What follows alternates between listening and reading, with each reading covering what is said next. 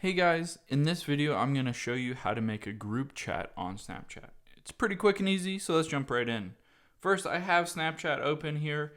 I will just swipe to the right until I get to my chats, and then I'll tap on the little chat icon on the very top right here.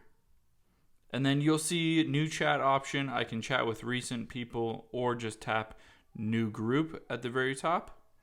And then here, basically, I can just search for various people. Say I want to add Matt in and say Rob in.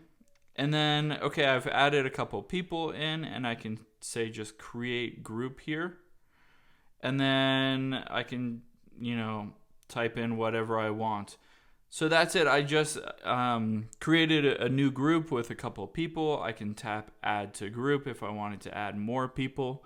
But that's it. That's how you create a group on Snapchat. Pretty quick and easy. Let me know if you have any questions in the comments below, and make sure to like this video. Thanks.